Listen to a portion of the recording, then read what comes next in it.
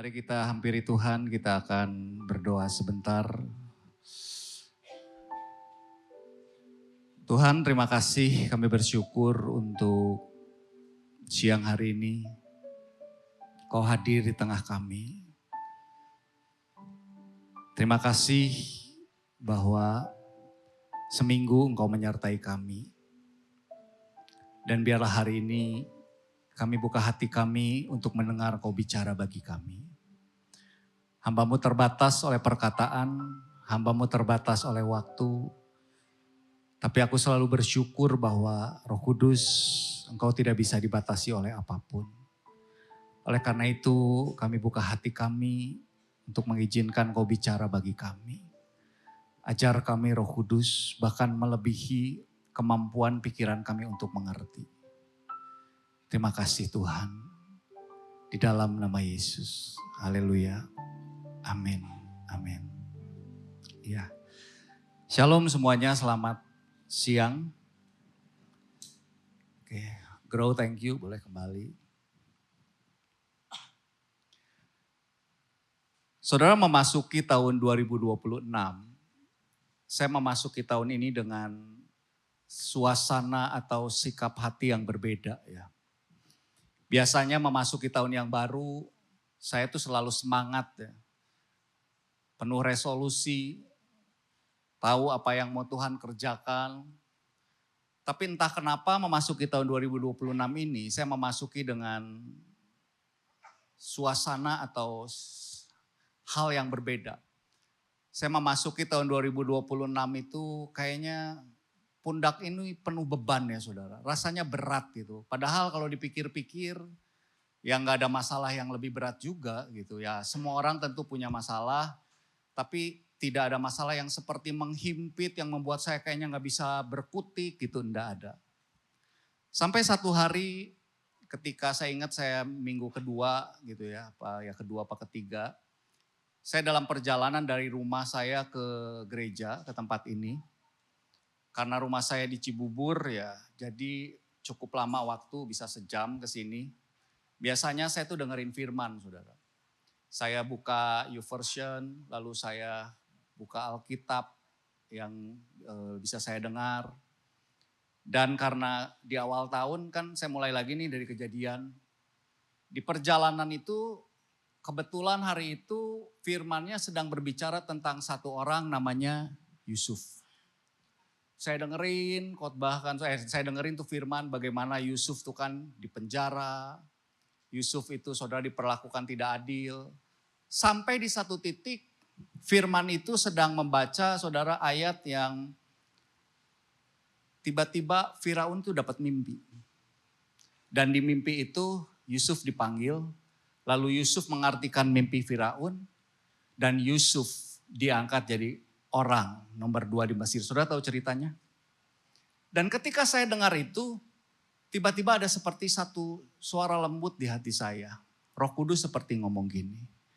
Tahun 2026, Tuhan akan putar balikan keadaan hidupmu. Wah, waktu saya dengar itu, tiba-tiba saya tuh merasakan Roh Kudus itu seperti terus bicara. Cerita Yusuf itu terus bicara. Saya pikir ini firman ini untuk saya. Tapi udah hampir 1 bulan, Tuhan tuh terus berbicara dalam berbagai cerita. Cerita Yusuf, cerita tentang orang yang sakit kusta, cerita tentang perkawinan di Kana. Bagaimana Alkitab menuliskan begitu banyak. Tuhan kita adalah Allah yang sanggup memutar balikan keadaan hidup kita. Dan saya percaya sepanjang tahun 2026 ini akan banyak saudara. Engkau mungkin hari ini mengalami seperti Yusuf, hidupmu di penjara, hidupmu terikat, hidupmu sedang dalam situasi yang tidak baik, engkau sedang terjerat di dalam hutang, engkau sedang mengalami keluargamu mungkin hancur di ambang kehancuran, apapun masalah yang kau sedang alami, saya percaya bahwa tahun ini akan banyak orang hidupnya diputar balikan oleh Tuhan. Sehingga cerita Yusuf diakhiri dalam Kejadian 50 ayat 20. Cerita Yusuf diakhiri dengan sebuah perkataan Yusuf di mana ini adalah puncak kisah Yusuf. Dikatakan begini, memang kamu tuh siapa? Saudara-saudaranya. Bayangkan saudara, yang mereka-reka perkara jahat itu bukan orang luar, bukan musuh bisnisnya, tapi keluarganya sendiri. Kamu telah mereka-rekakan yang jahat terhadap aku. Tetapi saya suka sekali. Siapapun yang mereka-rekakan yang jahat buat kita. Keadaan apapun yang coba orang reka-rekakan di dalam hidup kita. Selalu ada kata, tetapi Allah telah mereka-rekanya untuk kebaikan. Dengan maksud melakukan seperti yang terjadi sekarang ini. Yakni memelihara hidup suatu bangsa yang besar. Kata mereka-rekakan itu dalam bahasa aslinya saudara seperti rajutan. Orang saudara boleh mereka-rekakan, merajut, merencanakan hal yang jahat dalam diri kita. Tetapi Tuhan menenun ulang kejadian yang jahat tersebut menjadi sebuah masterpiece penyelamatan. Pertanyaannya, kenapa Tuhan memutarbalikkan keadaan Yusuf? Apakah Yusuf orang yang beruntung? Apakah karena Yusuf sempurna? Atau apakah karena Yusuf hebat? Hari ini kita akan melihat ada 4 dimensi dalam kehidupan Yusuf yang membuat Tuhan mempercayakan pemulihan besar di dalam kehidupannya.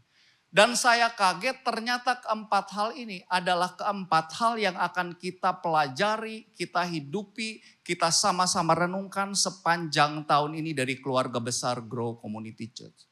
Yang pertama adalah kedewasaan.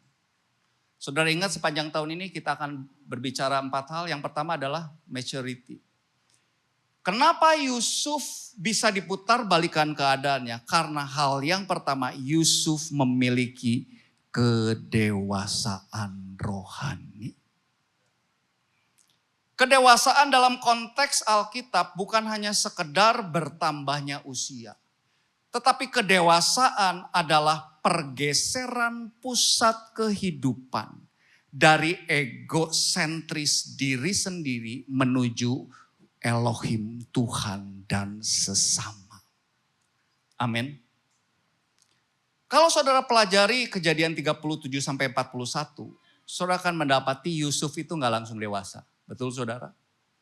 Yusuf itu adalah anak muda yang egosentris. Kalau saudara pelajari, saudara akan melihat Yusuf itu bawa kabar buruk. Yusuf itu pengadu saudara. Yusuf itu bawa kabar buruk tentang saudara-saudaranya kepada ayahnya. Dia ngaduin saudara, keburukan saudara-saudaranya.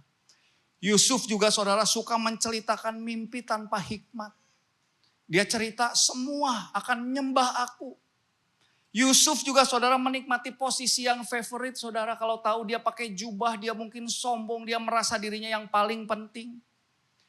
Yusuf belum mengerti waktu dan tanggung jawabnya Tuhan. Tapi yang saya senang adalah Tuhan tidak membuang Yusuf. Tapi Tuhan memproses Yusuf. Bukankah kita seperti itu? Kita nih egonya ya saudara ya. Tapi yang saya senang dari Tuhan, Tuhan gak buang saya. Tuhan proses saya dan saudara. Dalam kekanak-kanakan kita, dalam egonya kita, dalam sombongnya kita, dalam semua hal saudara. Tuhan tuh gak buang kita tapi Tuhan proses hidup kita. Dan tahukah saudara, kedewasaan Yusuf tidak terbentuk di ruang kelas. Kedewasaan saudara tidak dibentuk hanya sekedar ikut hanya sekedar duduk ikut ibadah.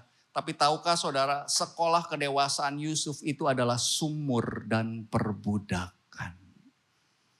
Bukankah hari-hari ini kita juga diproses Tuhan? Itu adalah sekolah kedewasaan kita. Di rumah Potifar, Yusuf belajar apa saudara? Belajar bertanggung jawab tanpa diawasi.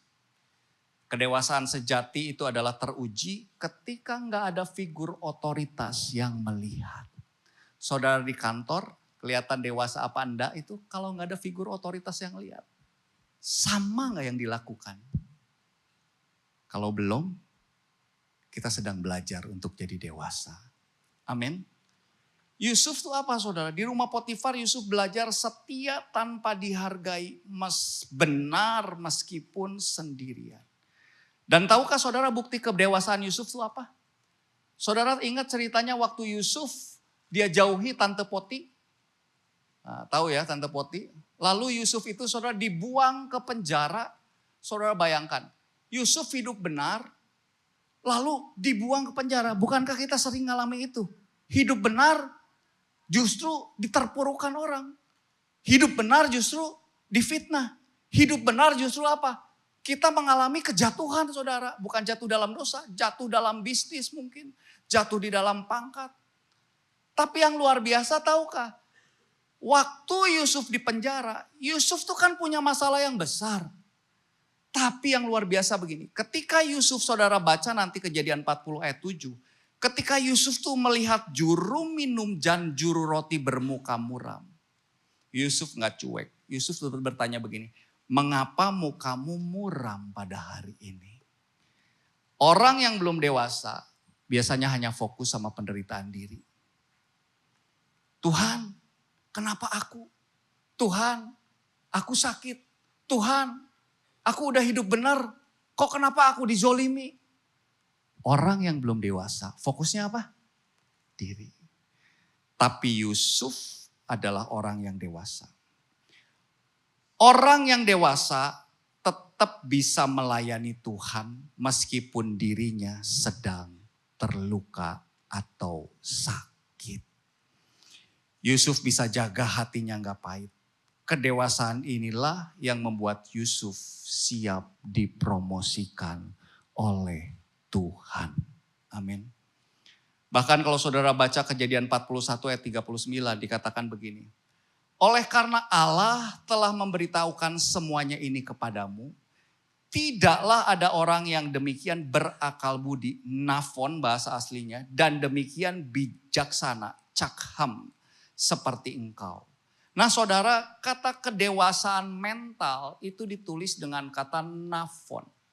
Jadi Firaun sendiri bahkan melihat bahwa Yusuf itu bukan hanya sekedar bijaksana, dia itu bukan hanya bisa merumuskan strategi ekonomi yang kompleks, tetapi Yusuf itu nafon, Yusuf itu dewasa ketika melihat masalah, kelaparan, Yusuf itu bukannya panik, tapi dia itu bisa melihat solusi. Bedanya adalah waktu lihat masalah, orang yang belum dewasa itu panik.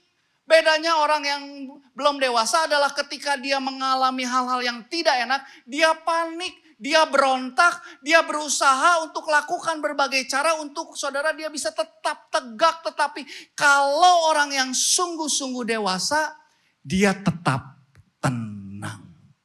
Makanya Firaun tuh sampai lihat gini, ini orang cafon dewasa.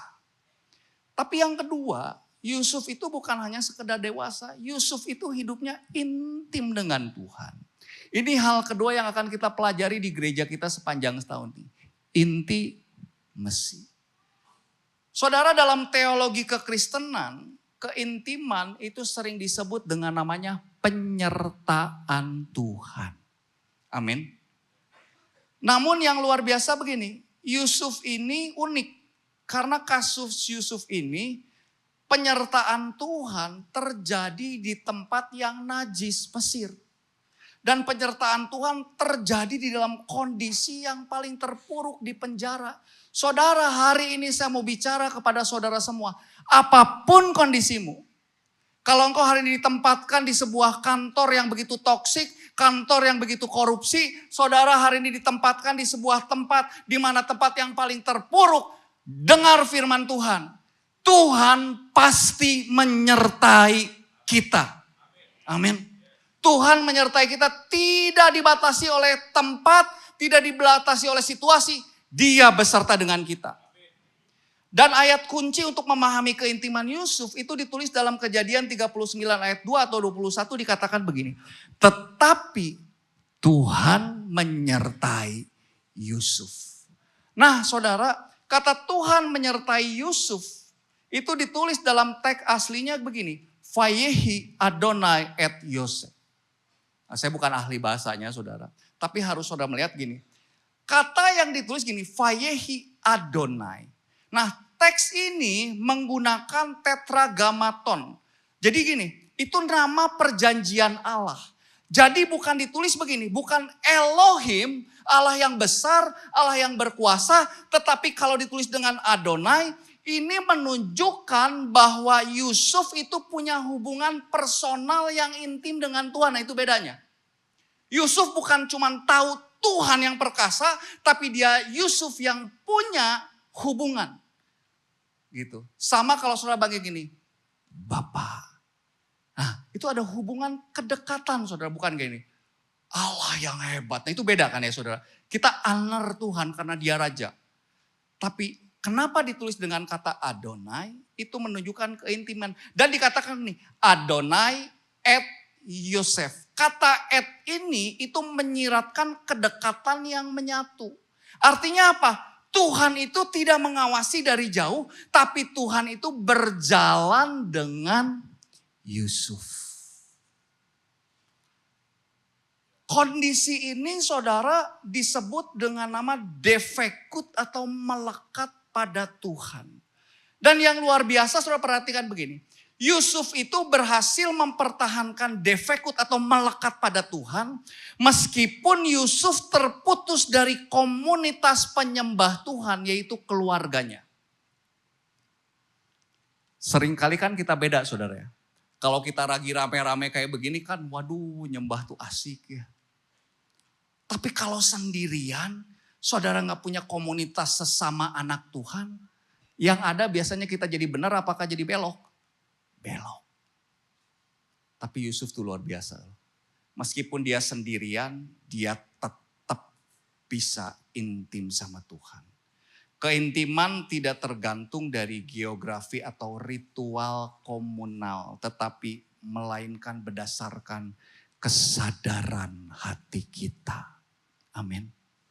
Dan yang luar biasa, Potifar bisa bilang begini saudara dalam Kejadian 39 ayat yang ketiga. Setelah dilihat oleh tuannya bahwa Tuhan menyertai dia, saudara. Apa yang membuat Potifar seorang pagan, seorang yang gak kenal Yahweh, waktu lihat Yusuf, dia tuh bisa lihat Yusuf ini disertai Tuhan. Apa yang membuat saudara ketika saudara di satu tempat, di kantor, gak ada orang yang tahu Tuhan, tapi waktu lihat saudara, Tuhan tuh bisa bilang, orang mereka tuh bisa bilang, ini orang disertai Tuhan. Seorang rabi Yahudi, saudara, dia bilang begini. Apa yang membuat Yusuf bisa dikenali oleh Potifar, seseorang yang disertai Tuhan, karena dia bilang gini. Karena nama sorga fasih di mulutnya. Artinya apa? Mungkin ketika Yusuf menyajikan anggur, dia bilang, puji Tuhan. Ketika Yusuf sukses mengerjakan tugas, dia bilang apa? Semua karena Tuhan. Jadi saudara, keintiman Yusuf itu bukan sekedar spiritual yang tertutup, tetapi keintimannya dalam tanda petik dia bocor keluar. Lewat perbuatan, lewat perkataan. Di tengah penjara, orang masih lihat, waktu ditekan dia bisa ngomong apa? Terima kasih Tuhan. Kita kan beda ya saudara, ditusuk dikit apa? Gonggong. Ditekan dikit apa? Ngamuk.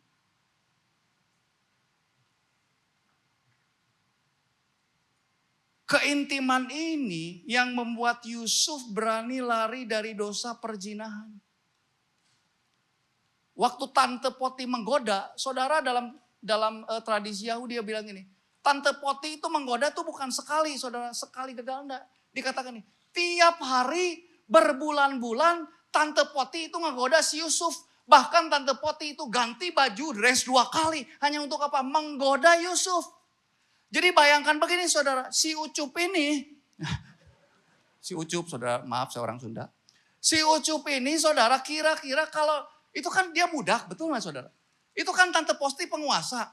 Kira-kira kalau dia menyerahkan tubuhnya ke Tante Poti hidupnya makmur. Betul gak saudara? Semua dapat, bukankah saudara seperti itu? Tapi kalau dia menolak Tante Poti, Berarti dia sedang mengubur hidupnya sendiri. Tapi tahukah apa yang membuat Yusuf menolak? Saudara, sebuah tradisi, saya nggak tahu ini benar apa enggak. Tradisi Yahudi dia bilang gini, waktu si tante Poti itu menggoda, Yusuf itu lihat muka papanya terus katanya. Artinya apa? Dia tuh ingat apa yang diajarkan papanya, nilai-nilai apa yang diajarkan papanya, takut akan Tuhan yang diajarkan papanya, dia itu nggak lupa. Dia itu sadar akan Tuhan. Makanya Yusuf tuh bilang begini, Kejadian 39 ayat 9. Bagaimana mungkin aku melakukan kejahatan yang besar ini dan berdosa terhadap Allah. Dia tuh ingat Tuhan terus, saudara. Kenapa? Dia intim dekat dengan Tuhan.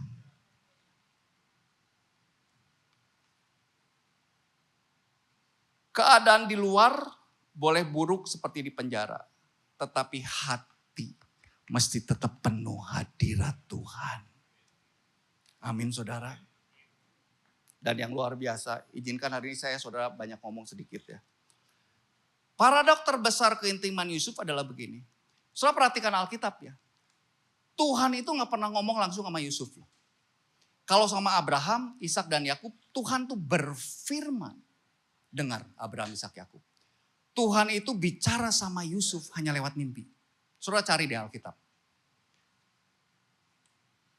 Teolog menyebut ini sebagai periode namanya Hester Panim. Wajah yang tersembunyi. Tuhan seolah-olah menyembunyikan dirinya, tapi tangannya aktif bekerja. Ini sulit. Menurut saya ini keintiman yang paling sulit. Kenapa? Karena Yusuf mempercayai karakter Tuhan saat Yusuf tidak dengar suara Tuhan. Ini sulit loh saudara, coba bayangkan. Saudara gak dengar Tuhan ngomong, saudara gak lihat Tuhan mewujudkan dirinya. Tapi Yusuf mendengar Tuhan lewat mimpi. Dan karena mimpinya dia dijual. Tapi dia tetap mempercayai karakter Tuhan meskipun Tuhan gak ngomong. Ini susah menurut saya. Kita nanya Tuhan gak dijawab apa aja udah gak ada Tuhan-Tuhanan saudara. Betul gak? Bergumul bertahun-tahun Tuhan gak ngomong, Tuhan gak menampakkan diri, gak ada pendeta yang mengkonfirmasi. Kita udah, udah Tuhan apa? Tapi Yusuf ini luar biasa. Keintiman Yusuf tidak luntur oleh penderitaan. Justru penderitaan memurnikan kepekaan rohaninya. Seringkali iman kita luntur karena penderitaan. Amin. Tapi yang ketiga saudara, kenapa Yusuf hidupnya diputar galikan keadaan? Karena Yusuf punya namanya stability. Yusuf karakternya stabil. Hidup Yusuf itu seperti roller coaster menurut saya saudara. Dari anak emas jadi budak. Dari budak dipercaya jadi kepala rumah tangga. Dari kepala rumah tangga jadi narapidana. Dari narapidana jadi penguasa Mesir. Tapi perhatikan, karakter Yusuf itu stabil. Waktu dia jadi budak terbaik. Semua dipercayakan sama dia, betul tidak? Jadi narapidana, dia bukan cuma jadi narapidana teladan, narapidana terbaik. Mana ada kepala penjara percayakan narapidana sama dia, saudara. Saat jadi pejabat, dia juga jadi pejabat yang terbaik. Amin. Saudara, stability itu adalah buah dari iman yang berakar kuat. Dan tahukah saudara kata Ibrani untuk iman dan kesetiaan itu adalah emunah. Akar katanya sama dengan amin. Artinya apa? Berdiri kokoh, teguh. Banyak orang Kristen tuh gak stabil. Kalau lagi diberkati, rajin pelayanan. Kalau lagi ada masalah, hilang dari gereja, marah sama Tuhan. Tapi Yusuf Enggak demikian. Yusuf tuh tetap bertanggung jawab. Entah dia bersihin lantai penjara, entah dia sedang saudara mengatur ekonomi negara. Amin. Yusuf, kestabilan Yusuf itu bukan berarti Yusuf gak punya emosi. Saudara perhatikan, Yusuf tuh nangis berkali-kali loh. Tapi tahu saudara, stabilnya Yusuf yang pertama. Yusuf tuh stabil dalam identitas. Saudara bayangkan, di Mesir Yusuf itu dikasih nama Mesir, diberi pakaian Mesir, dikasih istri Mesir. Tapi tahu gak waktu punya anak, dikasih namanya Ibrani, Manasye dan Efraim. Identitasnya gak berubah. Kita nih seringkali dikasih duit dikit, identitasnya berubah. Terima kasih Bu. Kasih jabatan dikit, identitasnya apa? Berubah, bukan hamba, lu gak tahu gua. Gitu kan. Yusuf tuh stabil. Yusuf juga stabil dalam etika. Baik jadi budak maupun jadi penguasa. Dan tahu saudara, momen terberat Yusuf adalah dalam Kejadian 40. Saat ada juru minum. Setelah menafsirkan mimpi juru minum. Kejadian 40 ayat 14 tuh Yusuf ngomong gini. Bro, ingat gua ya. Nanti tolong tunjukkan kasihmu bahwa aku keluar dari rumah ini. Tapi tahu yang terjadi, Yusuf dilupakan 2 tahun. Saudara tahu cerita itu? Yang luar biasa, Yusuf tetap stabil. Yusuf gak hancur oleh pengharapan yang tertunda. Yusuf gak pahit, Yusuf gak marah sama Tuhan, Yusuf gak depresi. Sehingga waktu Yusuf dipanggil Firaun 2 tahun kemudian. Saudara tahu Yusuf gak ngomong gini. Akhirnya, lu tahu gak gue berapa lama nunggu di penjara? Yusuf gak bilang begitu. Yusuf bilang begini. Saudara nanti baca ya Kejadian 41. 3 kali Yusuf tuh bilang ini. Waktu Firaun kasih tahu mimpi. Yusuf tuh 3 kali bilang begini. Bukan aku, tapi Tuhan yang kasih tahu.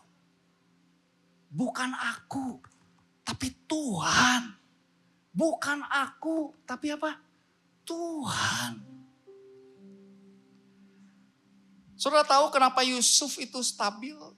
Karena Yusuf punya keyakinan bahwa setiap detil hidupnya, sekecil apapun yang dia alami, diatur oleh Tuhan untuk tujuan yang baik. Yusuf melihat hidupnya bukan serangkaian kecelakaan yang tragis, tapi sebagai naskah yang ditulis oleh Tuhan. Stabilitas Yusuf lahir dari sebuah perspektif bahwa Yusuf percaya Tuhan adalah Tuhan yang berdaulat. Kalau kita percaya saudara bahwa Tuhan adalah Tuhan yang punya rencana atas hidup kita. Kita akan jadi tenang, kita gak perlu panik. Karena Tuhan kita adalah Tuhan yang punya rencana atas hidup saudara dan saya. Amin. Dan yang terakhir saudara, kuncinya adalah impact. Ini yang kita pelajari. Saya akan melepaskan sebuah deklarasi hari ini di bagian terakhir ini. Tuhan memutarbalikkan keadaan Yusuf bukan supaya Yusuf kaya dan balas dendam. Tapi supaya Yusuf menjadi penyelamat. Saudara, Alkitab menyebut Yusuf adalah pria yang sukses, Ichmachlia. Itu dalam Kejadian 39 ayat 2. Tahu nggak, Yusuf disebut orang yang berhasil. Itu bukan waktu Yusuf udah jadi orang nomor 2 di Mesir. Tapi dalam Kejadian 39 ayat 2 itu waktu Yusuf jadi budak. Jadi saya cukup terkejut bahwa ternyata gelar itu diberikan saat Yusuf jadi budak. Sementara dunia mendefinisikan kesuksesan dengan posisi, kekayaan, dan kebebasan. Tapi Alkitab mendefinisikan sukses itu dengan dampak, yaitu dengan kehadiran Tuhan yang menghasilkan buah dimanapun kita berada. Jadi meskipun Yusuf sebagai budak, dia jadi budak yang terbaik. Dampak hidup Yusuf tidak menunggu saudara jabatannya. Dunia mengukur sukses dari pangkat, tetapi Tuhan mengukur sukses dari namanya dampak.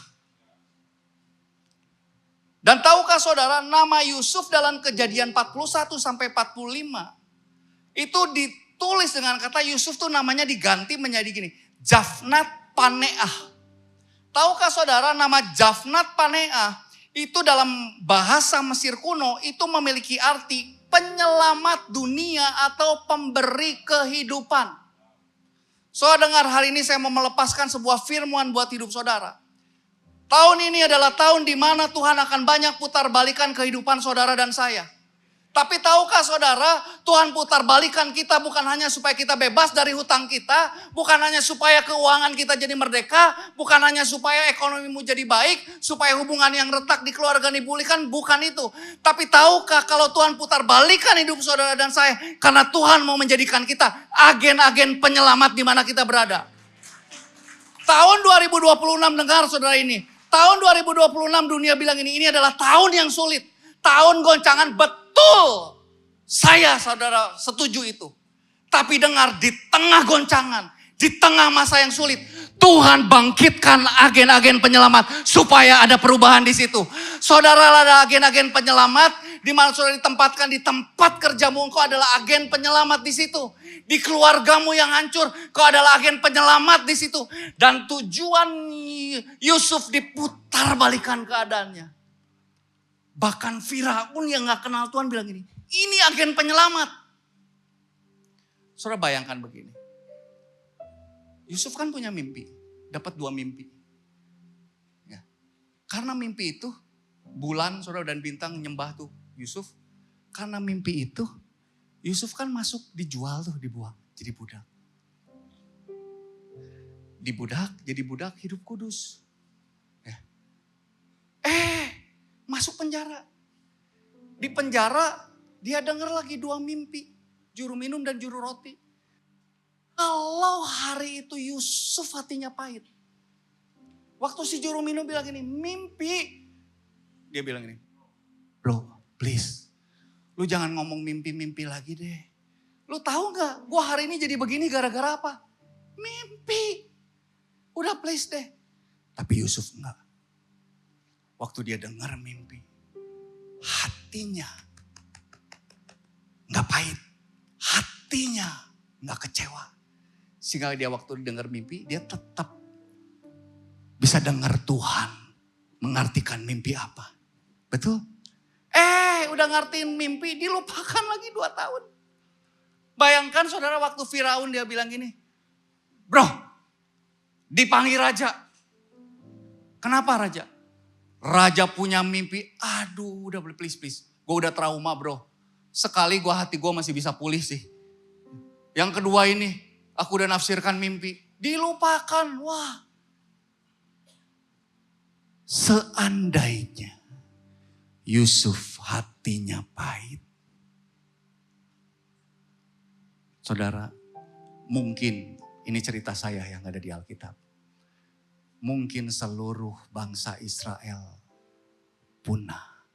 Dan Alkitab beda tulisannya. Tidak pernah lahir seorang juru selamat dari keturunan Abraham, Ishak, dan Yakub.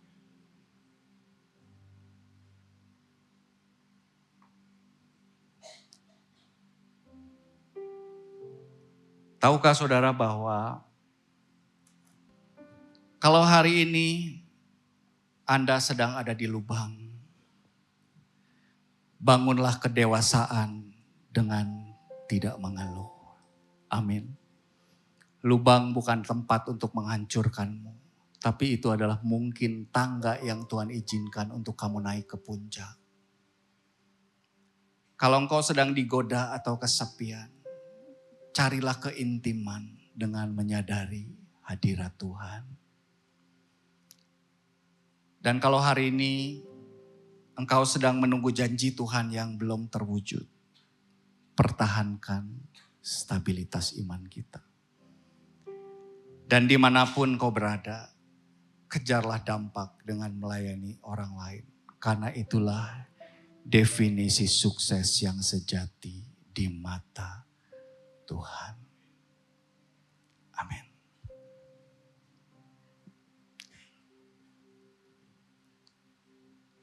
Saudara semua yang ada di tempat ini, bahkan saudara yang ada di rumah, kau adalah agen penyelamat yang Tuhan sedang siapkan di tengah masa-masa yang sulit ini. Saya kasih bocoran, saudara. Saudara tahu enggak, sebetulnya awalnya sepanjang tahun ini, gereja kita itu pastoral udah meeting. Bahasnya itu bukan misi, tapi udah ngatur bahan yang lain. Tiba-tiba Tuhan tuh bicara sama Pastor Andi. Itu kalau nggak salah bulan November atau Oktober, dirubah jadi misi.